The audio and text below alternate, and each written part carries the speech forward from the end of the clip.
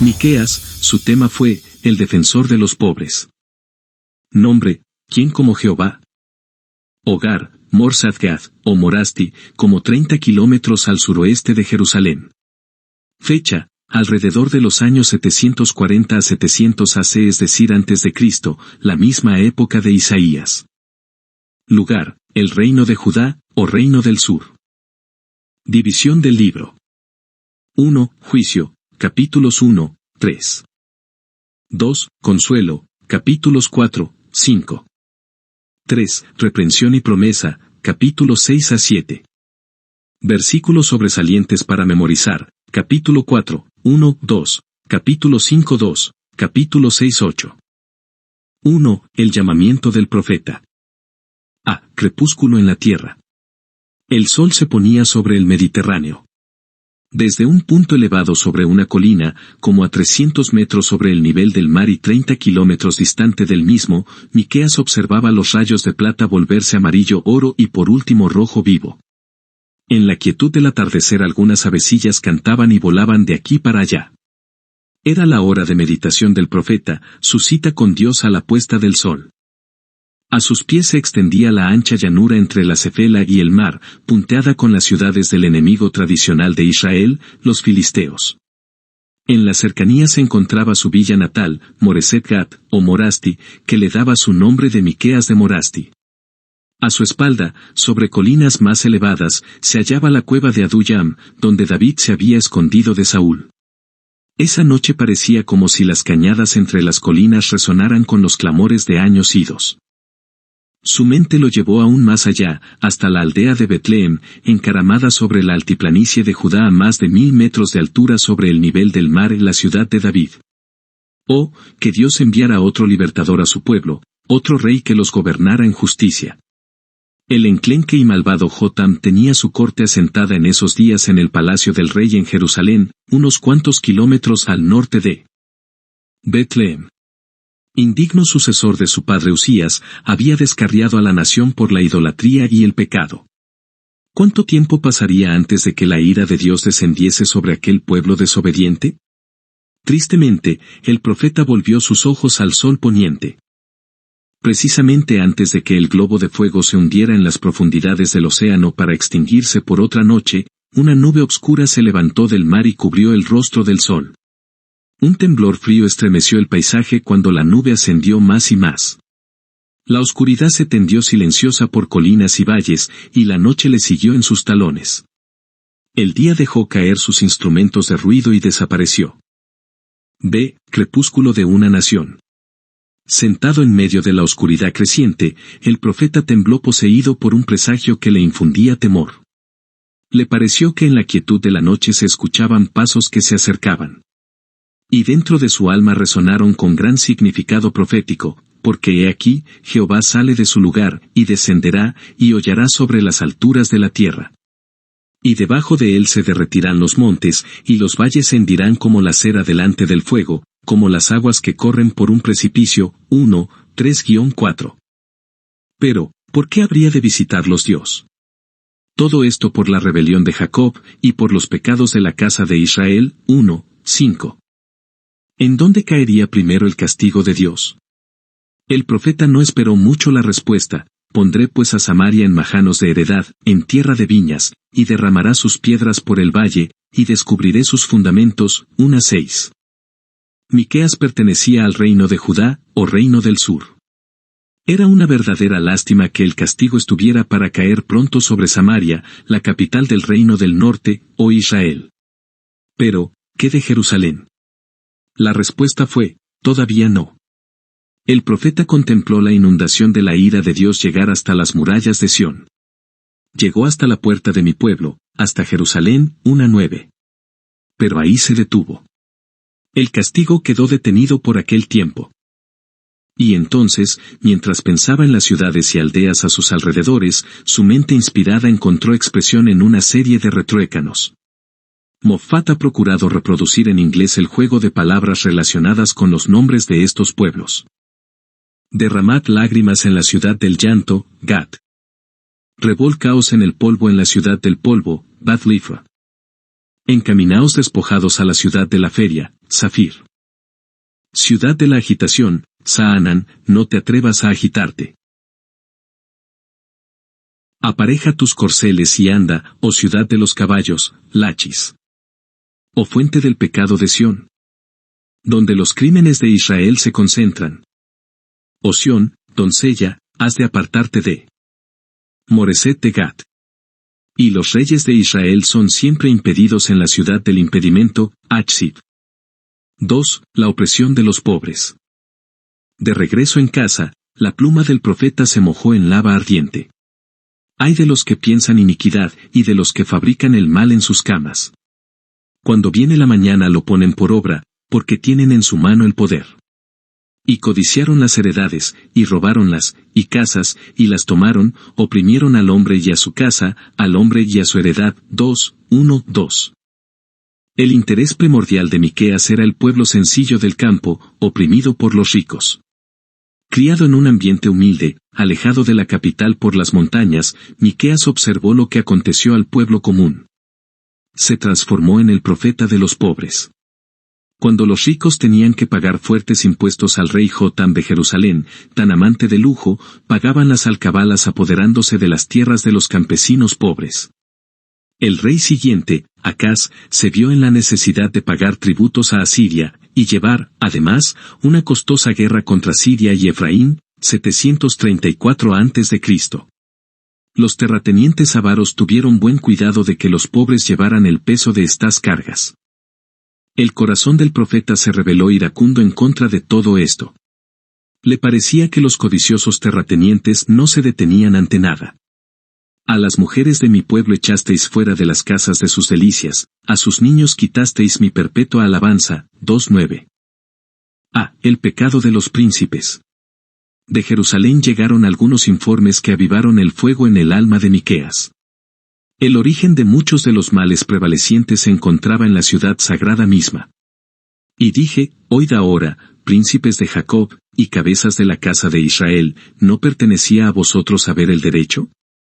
Que aborrecen lo bueno y aman lo malo, que les quitan su piel y su carne de sobre los huesos, que comen asimismo la carne de mi pueblo, y les desuellan su piel de sobre ellos, y les quebrantan sus huesos y los rompen, como para el caldero, y como carnes en olla. 3:1-3. Palabras mayores estas. Para Miqueas, los gobernantes crueles, avaros y egoístas, eran caníbales. Arrancaban la piel al pueblo menesteroso, quitaban la carne que rodeaba los huesos y hacían pedazos los huesos para ponerlos en el cocido. Era una acusación cáustica, presentada en palabras que quemaban como fuego. En el alma del profeta resonaba el eco de la justicia santa de Dios. ¿Cuál sería la consecuencia? Entonces clamarán a Jehová y no les responderá, antes esconderá de ellos su rostro en aquel tiempo, por cuanto hicieron malvadas obras. 3:4. Ellos habían dado oídos sordos a los ruegos suplicantes de los pobres. Ahora Dios rehusaba escuchar sus clamores. B. El pecado de los profetas. El heraldo de Dios volvió su atención de los príncipes a los profetas.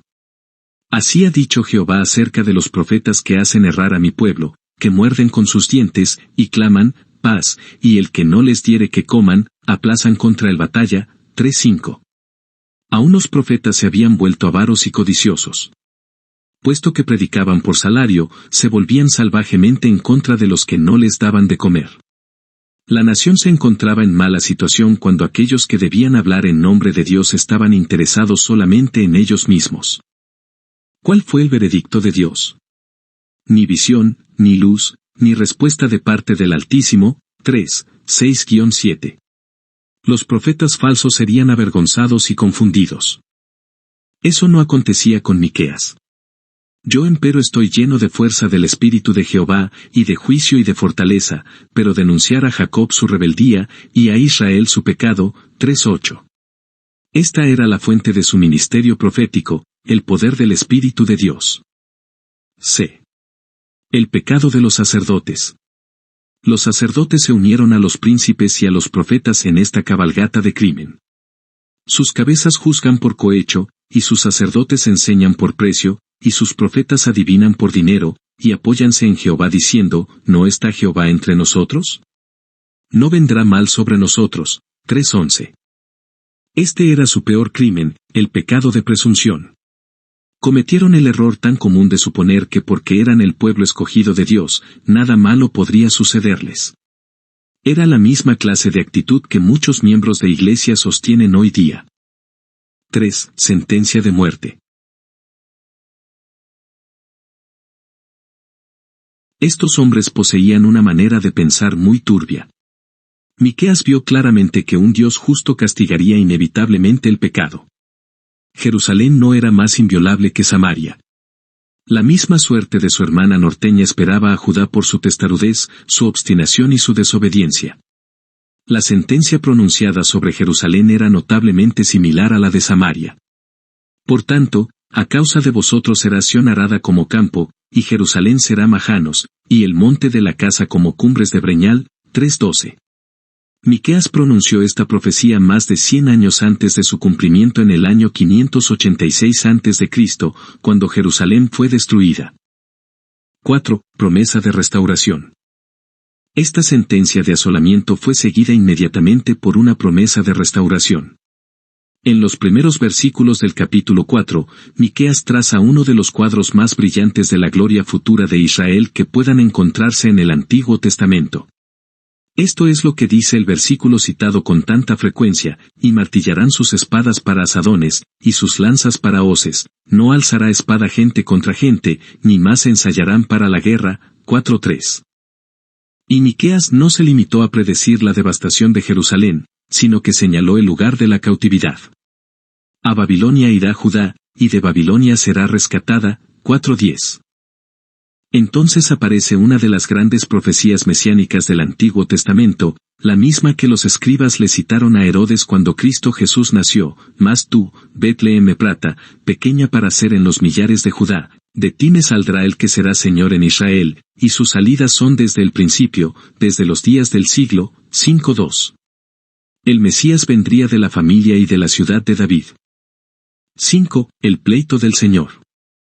El sexto capítulo se intitula El pleito del Señor. 6:2. Tristemente, el Señor pregunta: pueblo mío, ¿qué te he hecho, o en qué te he molestado? Responde contra mí. 6:3. Les recuerda su amor y sus cuidados en años pasados. Miqueas se identifica con Amós y Oseas en su actitud hacia el ritualismo. Con que prevendré a Jehová, y adoraré al alto Dios, vendré ante él con holocaustos, con becerros de un año, agradaráse Jehová de millares de carneros, o de 10,000 arroyos de aceite, daré mi primogénito por mi rebelión, el fruto de mi vientre por el pecado de mi alma. 6:7. 6. La religión verdadera. La respuesta viene en uno de los pasajes más grandiosos del Antiguo Testamento. Resume lo que Dios demanda del hombre. Oh hombre, Él te ha declarado que sea lo bueno, y que pida de ti Jehová, solamente hacer juicio, y amar misericordia, y humillarte para andar con tu Dios. 6:8. Nadie puede cumplir estos requisitos sin agradar a Dios, porque es necesario hacer la paz con Dios antes de caminar humildemente en su presencia. El Talmud dice que en el Salmo 15 David redujo a 11 los 613 requisitos de la ley mosaica. Miqueas los reduce a 3. Jesús resumió toda la ley en 2 mandamientos. En todo esto hay una pronunciada unicidad de énfasis. La religión significa tener buenas relaciones con Dios y buenas relaciones con los hombres. La justicia es la base de toda vida moral. Pero para ser cristiano hay que amar la bondad. Y no hay religión verdadera aparte de la comunión con Dios. 7. La perspectiva. Al llegar al último capítulo podemos imaginarnos a Miqueas de regreso en sus colinas de Morasti, observando otra puesta de sol. Había entregado fielmente el mensaje de Dios al pueblo. ¿Cuál era el resultado? Ay de mí, dice. 7:1. Faltó el misericordioso de la tierra. 7:2. En lugar de hacer el bien, el pueblo procura completar la maldad con sus manos. 7:3. Y el profeta se siente decididamente pesimista: el mejor de ellos es como el cambrón, el más recto, como zarzal. 7:4. No se puede confiar en nadie, ni siquiera en el mejor amigo o el ser más amado. 7:5. Es, realmente, un cuadro trágico que se acopla bien con la más profunda oscuridad nocturna. Todo está oscuro. ¿Hacia dónde volverá su vista el profeta? 8. La mirada hacia arriba. Entonces viene la declaración de fe. Yo empero a Jehová esperaré. Aunque mora en tinieblas, Jehová será mi luz. 7:8. La presencia de Dios provee consuelo y seguridad. Y debido a que Miqueas elevó su vista hasta que distinguió la luz, su profecía se cierra con una nueva visión de la fidelidad y la misericordia de Dios. En medio de las tinieblas reinantes, distinguió al Salvador. ¿Qué Dios como tú, que perdonas la maldad? Echará en los profundos de la mar todos nuestros pecados. 7:18-19. Con esta nota evangélica termina su profecía. Solamente faltaba que el niño de Belén cumpliera esta descripción de la salvación.